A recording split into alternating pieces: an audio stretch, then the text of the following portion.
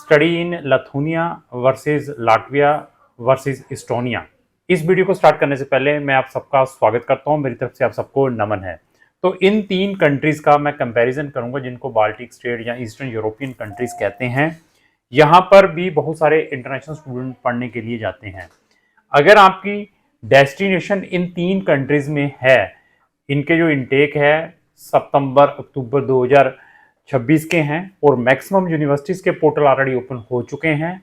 जो इस्टोनिया जो कंट्री है उसके तो क्लोज होने वाले भी हैं। तो इन तीनों का कंपैरिजन करूंगा।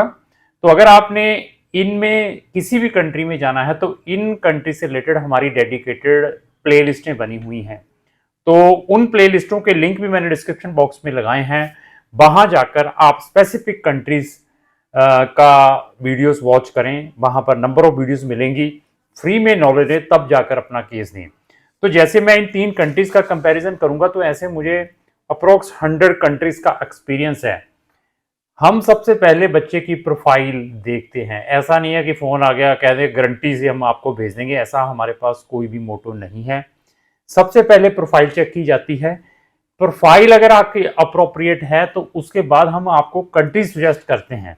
और आप कहेंगे मैंने जाना ही जर्मनी है, आपकी एलिजिबिलिटी नहीं है, तो हम आपको स्ट्रेट फॉरवर्ड बताएंगे you are not eligible for Germany या Sweden, Finland, Denmark, Norway, whatsoever country.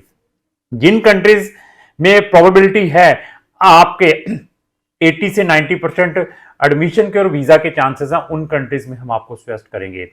Profile में क्या चेक किया जाता है? सबसे पहले आपकी एज को चेक किया जाता है। उसके बाद आपकी प्रीवियस एकेडमिक को चेक किया जाता है कि आपके उसमें क्या ग्रेड्स रहे हैं।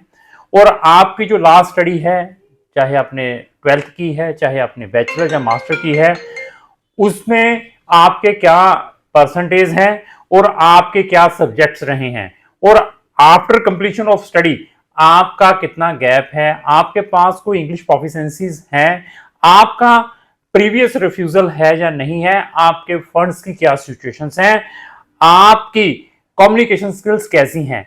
इन सब चीजों को एनालाइज करने के बाद वी आर सजेस्टिंग, हम अपने टॉपिक पर आते हैं इन तीन कंट्रीज के कंपैरिजन को।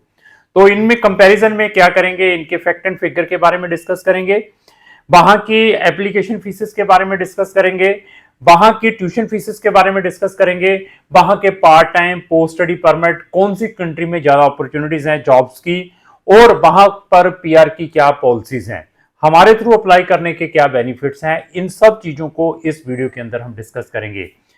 सबसे पहले मैं ये बता दूं कि अगर आप हमारे थ्रू अप्लाई करते हैं, आप जस्ट 15,000 रुपया देकर, 15,000 रुपीज देकर तीनों कंट्रीज में अप्लाई कर सकते हैं। ये प्लस पॉइंट है। और हमारी बाकी फीस वीजा ग्रांट होने के बाद है। इन चीजों को भी आपने अपने माइंड में रखना है। आप हमारी service online bye sitting anywhere ले सकते हैं। विद वन रजिस्ट्रेशन आप नंबर ऑफ यूनिवर्सिटीज में अप्लाई कर सकते हैं, नंबर ऑफ कंट्रीज में अप्लाई कर सकते हैं। और हमारे चार्जेस वीजा ग्रांट होने के बाद है। हम किसी भी स्टूडेंट का कोई भी ओरिजिनल डॉक्यूमेंट नहीं लेते। ऐसी सारी चीजों को चेक करने के बाद आपने अपना केस देना है। तो सबसे पहले लथूनिया के बारे में डिस्कस करेंगे। विल्नियस इसकी कैपिटल है। अगर मैं यहां के एरिया के बारे में डिस्कस करूं कि 65,000 स्क्वायर किलोमीटर का इसका एरिया है। अगर मैं पॉपुलेशन की बात करूं कि 2.5 लाख की इसकी अपनी पॉपुलेशन है। तो इसी तरीके से ये मैं आपको ये भी बताऊंगा कि किसकी पॉपुलेशन सबसे ज्यादा है, उसी अकॉर्डिंग ही मैं कंट्री के बारे में डिस्कस करूंगा। लथूनिया का एरिया सबसे ज्यादा है, पॉपुलेशन भी है। उसके बाद हमारे पास लाटविया कंट्री आता है। तो इसका जो एरिया है 64,000 स्क्वायर किलोमीटर का है। पॉपुलेशन की बात करें तो इसकी जो पॉपुलेशन अप्रोक्स 19 लाख की इसकी पॉपुलेशन है। कैपिटल रीगा है। तो इसी तरीके से हम इस्टोनिया के बारे में डिस्कस करेंगे। ये स्मॉलेस्ट कंट्री है ईस्टर्न यूरोप के अंदर, जिसको हम बाल्टिक स्टेट कहते हैं। तो इसका जो एरिया है वो 45,000 स्क्वायर किलोमीटर का है। तो इसकी जो पॉपुलेशन है 13 लाख की है। तालिन इसकी कैपिटल है। तो ये तो तीन कंट्रीज के फैक्ट एंड फिगर के बारे में मैंने बता दिया। एप्लीकेशन फीसेस, तो यहां की जो एप्लीकेशन फीसेस है आप ये लेकर चलें 100 यूरो से स्टार्ट होकर 300 यूरो की है। तो लथूनिया में कुछ ऐसी यूनिवर्सिटी है जिसमें आपको 150 यूरो, 200, 100 यूरो भी मिलेंगी।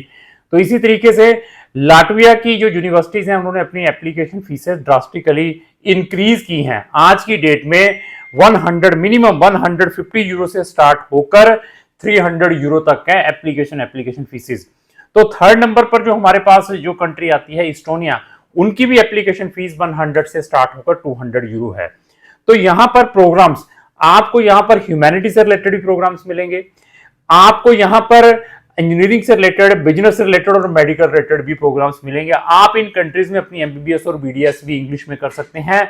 इनमें ऐसी भी कंट्री है यहां पर आप अपनी नर्सिंग भी इंग्लिश में कर सकते हैं, फार्मेसी भी इंग्लिश में कर सकते हैं, लेकिन अगेन डिपेंड है आप बजट कितना अफोर्ड कर सकते हैं।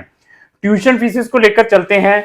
लिथुआनिया की जो ट्यूशन फीस है 2500 यूरो, 2500 यूरो से स्टार्ट हो जाती है। लाटविया की भी 2500 यूरो से स्टार्ट होकर इनकी जो फीस है मेडिकल के प्रोग्राम को छोड़ दें तो 4000 जब 4500 यूरो के बीच की रहती हैं। तो लाटविया का भी यही है, 2500 से लेकर 4500 यूरो की फीस है।